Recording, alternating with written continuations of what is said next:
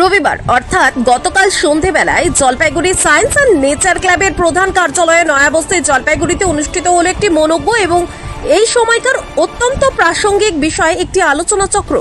এই আলোচনা চক্রে বক্তা হিসেবে উপস্থিত ছিলেন জলপাইগুড়ির সন্তান আমেরিকার পেনসিলভানিয়া বিশ্ববিদ্যালয়ের বায়ো ইঞ্জিনিয়ারিং এর অধ্যাপক ডক্টর সন্দীপসু দাস।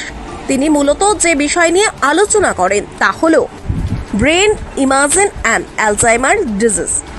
এই মননশীল আলোচনা চক্রে জলপাইগুড়ির সাধারণ মানুষ ছাড়া বিভিন্ন বিদ্যালয়ের শিক্ষক শিক্ষিকারা উপস্থিত হয়েছিলেন এবং আলোচনার মাধ্যম থেকে এই কঠিন রোগ সম্পর্কে কিছুটা ধারণা হয়ে থাকে।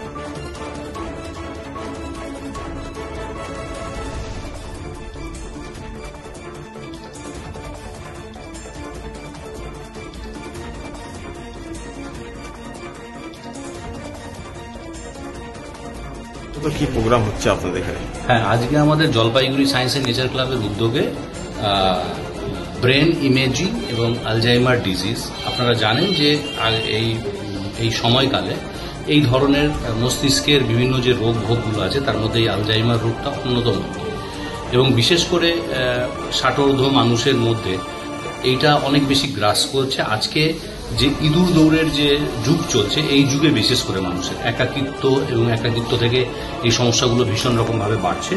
তো এইটাকে সামনে রেখে আমরা আজকে আমাদের মধ্যে পেয়েছি জলপাইগুড়ির কৃতি সন্তান ডাক্তার সন্দীপসু দাস, যিনি আমেরিকার পেনসিলভেনিয়া ইউনিভার্সিটি থেকে পড়ান। উনি এর উপরই আর কি বায়ো মেডিকেল ইঞ্জিনিয়ার বেসিক্যালি। তা উনি আমাদের এখানে আমাদের ডাকে উনি ইন্ডিয়াতে এসছেন জলপাইগুড়িতে, তো আমাদের ডাকে উনি এসছেন। আমাদের আসলে এই সিস্টেমটা এখন চালু করেছে আমরা কিছু দিন থেকে, যে প্রতি মাসে আমরা বিজ্ঞানের, পরিবেশের বা চিকিৎসার বিভিন্ন বিষয় নিয়ে আলোচনা করা, এবং এটা সবার জন্যই ওপেন টু অল আছে, যাতে আমরা চাই যে জলপাইগুড়ির মানুষ বা দূর দূরান্তের মানুষ এই বিষয়গুলো সম্পর্কে তারা সজাগ হন, সচেতন হন, যাতে করে আমরা আগামী দিনগুলোতে আরো ভালো থাকতে পারি। সেই ভাবনাকে সামনে রেখে প্রতি মাসে করায়। তো এই মাসের আমাদের ডাক্তার সন্দীপসু দাস আসছেন, এবং যেহেতু ওনার এর উপর প্রচুর দখল আছে এবং তিনি এটা নিয়ে সাধারণ মানুষের কাছে, যারা আজকে শ্রোতা আছেন তাদের মাধ্যমে তাদের কাছে এই বিষয়টাকে তুলে ধরেছেন, এবং খুব প্রাঞ্জলভাবে, সহজ সরলভাবে। বিষয়টা অনেক জটিল, আপনারাও জানেন, যেটা নিউরোলজির একটা বড় জটিল জায়গা, কিন্তু সহজভাবে কিভাবে আগামী দিনে আমরা এই রোগকে প্রতিহত করতে পারি বা এই রোগটা থেকে অন্তত একটু দূরে থাকতে পারি, তারই বিভিন্ন পন্থা নিয়ে আজকের এই আলোচনা।